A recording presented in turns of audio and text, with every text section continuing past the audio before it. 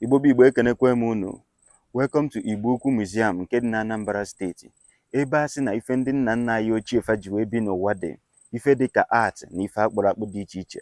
Ka anyị jefuru ya bụ ife na onwe anyị, jirikwa n'anya anyị wee gbara onwe anyị December. And if you find this very video interesting, make sure na share this very video. Support this very movement. Support this very ambition. Thank you guys. Ka anyị jejiri anya anyị gbara onwe anyị December. Ọ ife kwuru ka a na-eme mbụ anyị na-agba ụtụtụ na abalị na efifie na mgbede niile bụ ka anyị gbasie mbọ ike fụ na anyị na-ewepụtere ụmụ ife dị iche iche dị n'ala Igbo. Ụmụnne anyị ụfọdụ na-amarọ na ọ dị na ọ na-eme exist. Anyị na-agbasi mbọ ike fụ na anyị na-ewepụtegasị ụmụ ife dị ona na iru akwụkwọ bụ Facebook, bụrụkwa TikTok mana YouTube, ka ụmụnne anyị ndị na-enweghị access to such information nwee ike malụ na ife dị ona dị n'ala Igbo, maka na asị na ife mmadụ na-amarọ karịrị ya. Ya bụ kabakwa alụ fụ na ị na-share this very video ka ụmụnne anyị ndị ọzọ nwee ike fụ ya bụ ife. Ọkwanụ ka ọ dị mma ka anyị na-eme. Ya bụ support this little project by sharing this very video. Ya gazienụ. Igbo ekenekwe m unu. Anyị ka nọkwa na IGBO Ukwu National Museum nke dị na Anambra State. So all this our sister, bụrụkwa our mother, bụ onye anyị fụrụ nọ here, bịa nwa ga-akọwala anyị ife dị iche iche dị n'ime ebe a. So our sister, biko bụ ụmụ Igbo afa gị na onye ebe bụ biko. Okay. Afa m bụ Oliakụ Chizoba Okeke. Abụ m onye Igbo Ukwu anụwa. Okay. So ka ife dị iche iche dịgasịkwa n'ime ebe a na. Ị na-anya ifo ebe a bụ ihe a na-akpọ ebe a bụ IGBO Ukwu Museum. Yeah. Yes, IGBO Ukwu Museum ka ọ bụ nwere reason eji akpọ IGBO Ukwu Museum ya ka na ọ bụ ofu onye Igbo Ukwu a wepụtara onwe ya wee lụọ this museum. Wee lụsịa ya ọfụma wee were enye n'aka ndị Igbo Ukwu. Igbo Ukwu werezie enye n'aka ndị gọọmenti. So ịkpọgodi ya Anambra State Museum. Yeah. Ọ kakwa ebe ọkwụ. Ịkpọkwa na IGBO Ukwu Museum, ọ dị mma. Then ka alụchasịrị IGBO Ukwu Museum na o mere nwa onye bịalụnụ wee kọmishọn ya. Aha ya bụ Group Captain Lufai D. Galba. Onye amị chịrị Anambra State ya in 1997. Yeah. Oh, yeah, come. Okay, so ka anyị jee inside jefuru na ụmụ ife dị iche iche dịgasị n'ime ebe a dịka o si wee gwa anyị. Ka anyị banye n'inside.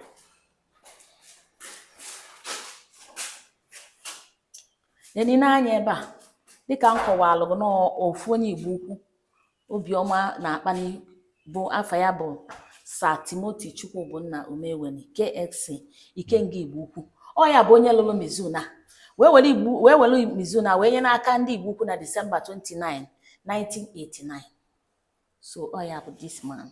Okay. So ya nwa bụ ihe rụrụ Igbo Ukwu a. Yeah. Okay.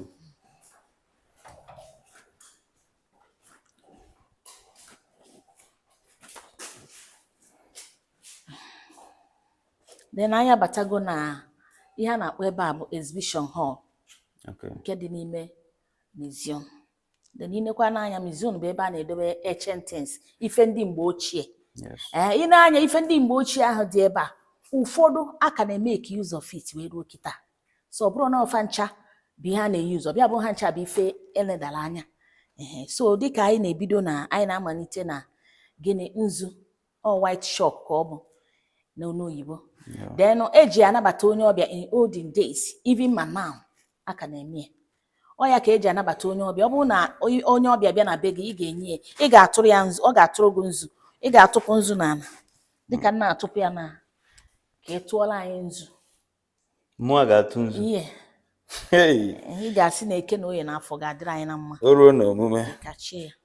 Mma aka ya n'ala. Chụọ ya. Ọkwa ebe 4. Yeah. Okay.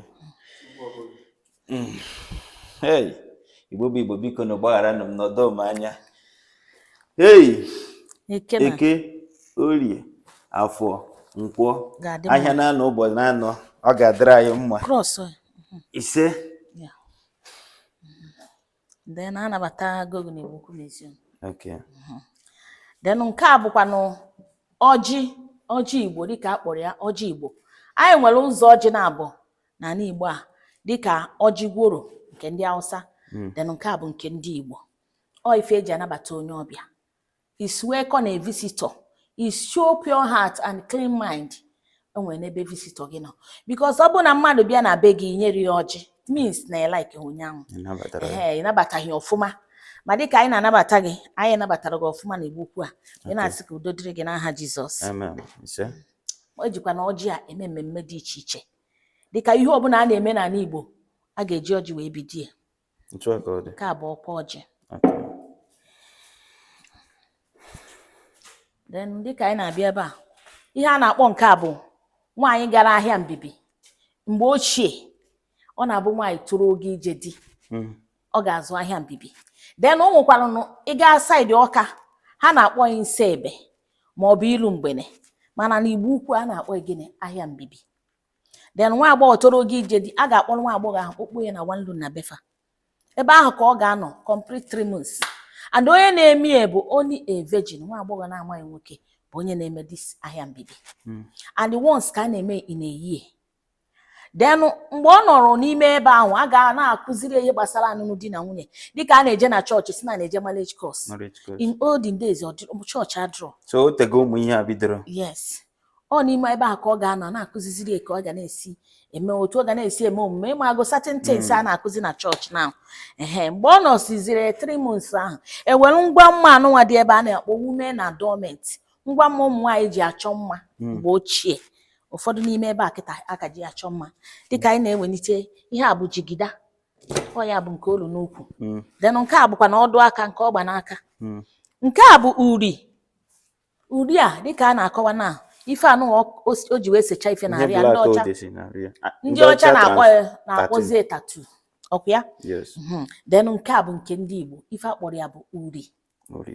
Then ọ bụrụ na ibewa this thing now, ọ bụrụ na ọ dị mmiri ibewa ya, ị na-enweta something dị n'ime.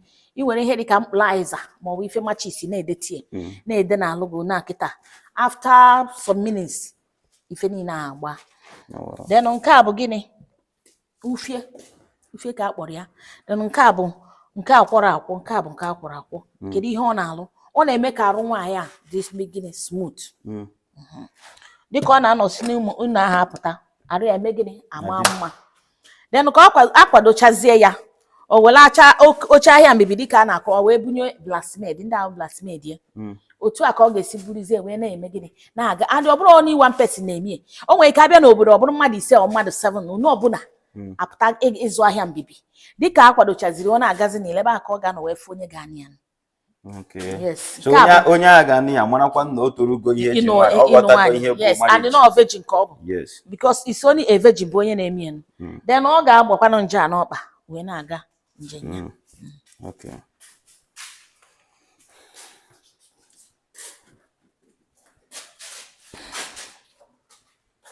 Nke anụnwa bụ ọfọ. Ọfọ, I feel na-ema ihe bụ ọfọ. Ọfọ n'ala Igbo bụ okenye na ezinụlọ, papa na ezinụlọ bụ onye na-eji ọfọ. Ọ bụrụ na achọ okenye afrozi, ịma na ọ dị ọkpara na ezinụlọ, first son ga-eji ya. Adị ma na onye na-eji ọfọ a bụ onye adịghị eme ihe ọjọọ, onye adịghị ebitọsi aka na ụmụ ife dị iche iche dịbala aga. Nke a bụkwa na otufe. Otufe a n'ọnọdụ ka ọfọ, mana nke ndị Enugu steeti dị nke ihe akpọrọ ya bụ otufe. Nke a bụ atangu bell. Ọ siren ndị mgbe ochie dịka esi wee kọwa. Mana anyị enwegonu nke a na-akpọzi gị ọkwa siren, mana nke a bụ atangu ka akpọrọ ya. Atangu bell serve as siren mgbe ochie iji ma na important personality na-eme gịnị na-aga. Nke a bụ afa. Dịka a na-akọwa mgbe ochie ụka adịrọ. Ọ bụ na onwe ka situation si wee dị n'ezinụlọ ọ dịrọ mma, asị ka eje eme gịnị wa afa. This is afa. Nke a bụ okpokoro mbe. Then nke a bụkwanụ mpi efi na mpi ere eji wee na-aṅụ mmanya mgbe ochie.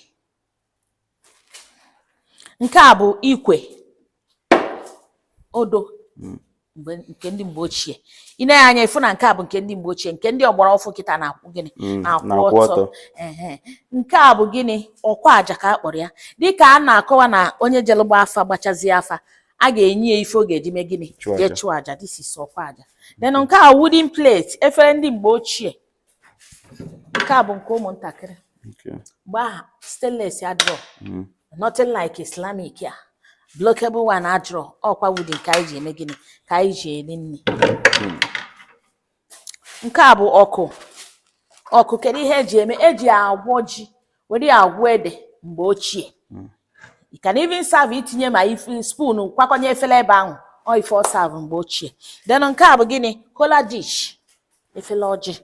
Nke a bụkwa na efere ha ji wee na-eri nri mgbe ochie. Aja ka eji wee kpụ ya. Great sound. Then nke a bụ gịnị? Ọkwa anụ. Mgbe ahụ na-agwa gị akpara gị na efere adịrọ. Agwọcha anụ mgbe ochie, ebe a ka a ga-etinyere papa. O wee mee gịnị? O wee taa.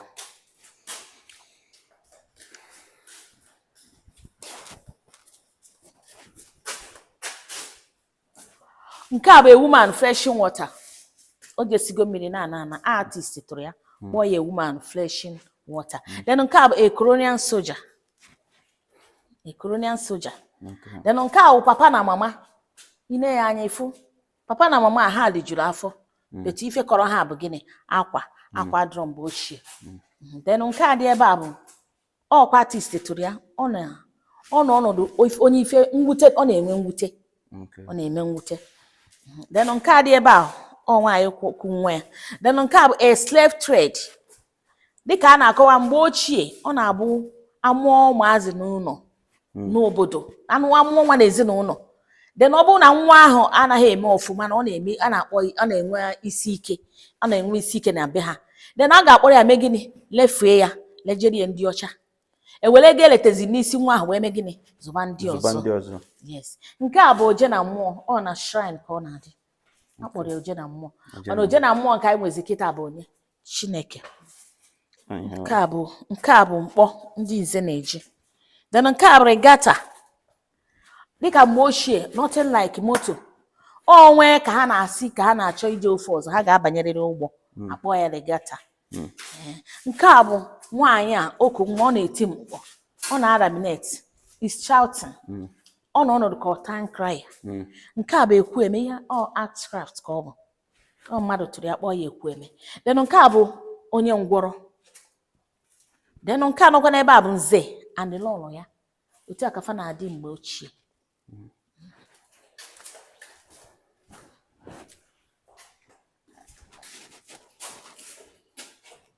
Ị na-anya ebe efu. Ebe anụnwa bụ ihe anụnwa bụ agbala deity. Agbala nwaanyị. Ka ihe ọ na-eme asị na mgbe ochie, ọ bụrụ na nwaanyị gaa di, ọ mụtara nwa. Ejebe na alụsị a dịka nkọwa ha si wee dị na ọ na-enyefe nwa. This very one. Yes, agbala deity agbala.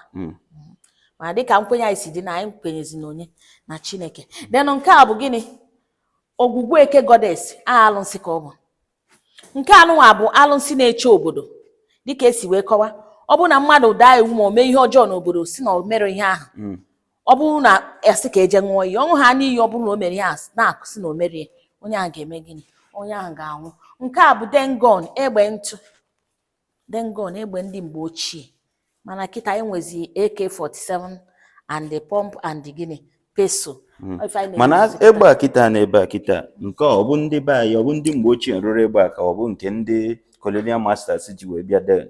Ị ma na ije n'Ọka kịta ha na-arụ egbe. I think you know. Yes. Enwe ike ọ bụrụ from there. Okay. Na ọ bụrụ ndị ọcha nwe. Dịka m si ghọta. Then nke a bụ gịnị? Ikenga. It means that is power of the gịnị? Light hand. Ikenga a na-akpọ bụ ife ndị mgbe ochie. Ya bụ ihe nwetafa. Ịghọtago? Na mmadụ jere kịta anyị adịghị agụ akwụkwọ mgbe ochie. Na anyị na-agụ akwụkwọ. Ịma na mmadụ sị gị what is your achievement? No way ga-asị otu isi amam ihe ikwuru ibu. That thing ịbụ bụ ya gịnị? Achievement. Bụrụ ikenga nke gị. Ọkwa ịghọtago? Asa na onye fada na-alụ fada, fada ka ọ bụ achievement nke ka ọ bụ. Doctor na-arụ doctor, achievement ye. So mgbe ọbụla ị nwụrụ achievement emego gịnị? Anwụọ na otu a ka ọ dị kịta anyị na-enwe certificate anyị nwe ga-asị ikenga nke anyị keme gịnị? Ka ọ mgbe ọbụla onye ọbụla nwụrụ ikenga nke emegige anwụọ, that your certificate ama enwezi power. So etu a ka ọ dị ndị mgbe ochie, ha na-abụkarị a warrior. ha na-eje ọgụ anyị ha na-eme gịnị ha na-emeri ihe afọ onwe ndị na-egbu isi ha si na fa nwere ọkpụkpụ ike ndị a na-egbu isi bụ ndị nwere ọkpụkpụ ike mgbe ochie na mmadụ ama ewepụta onwe kịta sị ka o gbuo isi ọ fịara arụ but gịnị bụ igbu isi asị ịmara o nwere one man emeburu birthday ebe a asị na o gburu isi nya na okenye mgbe ochie ife onye gburu isi ọ na-afịa arụ a ga-ewere lezọ ma ndị Hausa nwere ndị Hausa na-egbu isi yes igbu isi ka a na-akpụ ya so ya nke a bụ skull